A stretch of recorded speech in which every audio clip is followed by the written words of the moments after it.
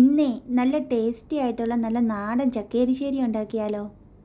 ചക്കരിശ്ശേരി ഉണ്ടാക്കാൻ നന്നായിട്ട് മൂത്ത ചക്ക വേണം എടുക്കാനായിട്ട്. ചക്കച്ചുളകൾ ഇങ്ങനെ ചെറിയ കഷ്ണങ്ങളാക്കി മുറിച്ചെടുക്കണം. താല്പര്യമുള്ളവർക്ക് ഇതിൻ്റെ അകത്ത് ചക്കക്കുരു ഇടാവുന്നതാണ്. അതിനുശേഷം ഇതിലേക്ക് മഞ്ഞൾ പൊടിയും മുളക് പൊടിയും കുരുമുളക് പൊടിയും ഇട്ട് കൊടുക്കാം.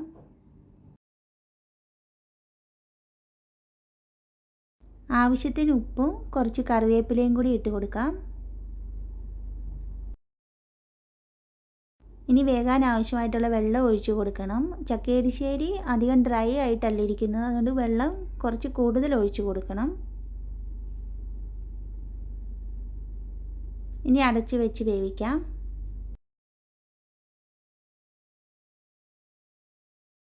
ചക്ക വേകുമ്പോഴേക്കും അതിലേക്ക് ചേർക്കാനായിട്ട് ഒരു അരപ്പ് തയ്യാറാക്കാം. അതിനുവേണ്ടി ചിരകിയ തേങ്ങ, ചുമന്നുള്ളി, വെളുത്തുള്ളി, ചെറിയ ജീരകം, മഞ്ഞൾ, പച്ചമുളക് എന്നിവ മിക്സിയിലൊന്ന് കറക്കിയെടുക്കാം. ഒരു പ്രാവശ്യം ഒന്ന് ജസ്റ്റ് ഒന്ന് കറക്കിയെടുത്താൽ മതി.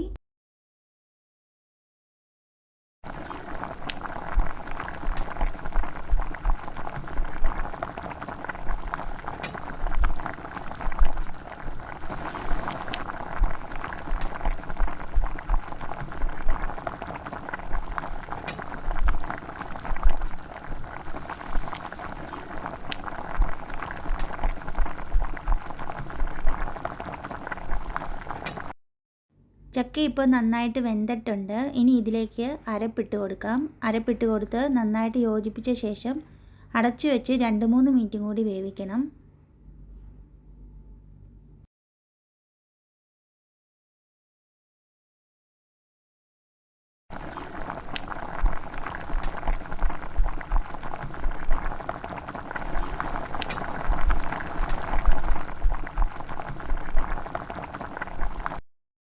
ഇടയ്ക്കിടയ്ക്ക് ഇളക്കി കൊടുക്കണം, അല്ലെങ്കിൽ അടിക്ക് പിടിക്കാൻ ചാൻസ് ഉണ്ട്.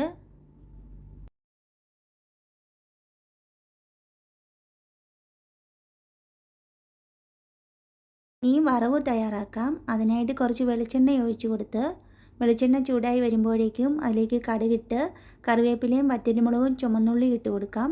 അത് നന്നായിട്ട് മൂത്ത് വരുമ്പോഴേക്കും ചിരകിയ തേങ്ങ ചേർത്ത് നല്ല ഗോൾഡൻ ബ്രൗൺ നിറത്തിൽ വറുത്തെടുത്ത് എരിശ്ശേരിയിലേക്ക് ചേർത്ത് കൊടുക്കാം.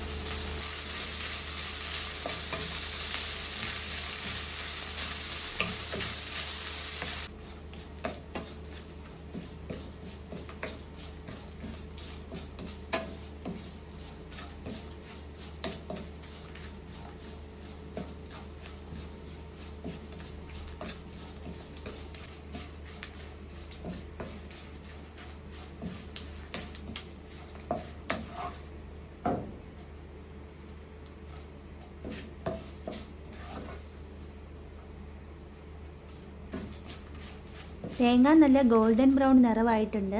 ഇനി ഇത് വേവിച്ച് വെച്ചിരിക്കുന്ന ചക്കയിലേക്ക് ചേർത്ത് കൊടുക്കാം.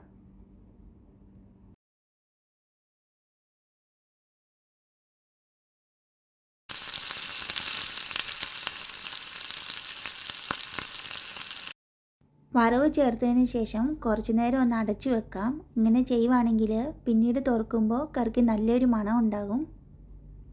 വളരെ ടേസ്റ്റി ആയിട്ടുള്ള ചക്കയരിശ്ശേരി ഇവിടെ റെഡിയായിട്ടുണ്ട്.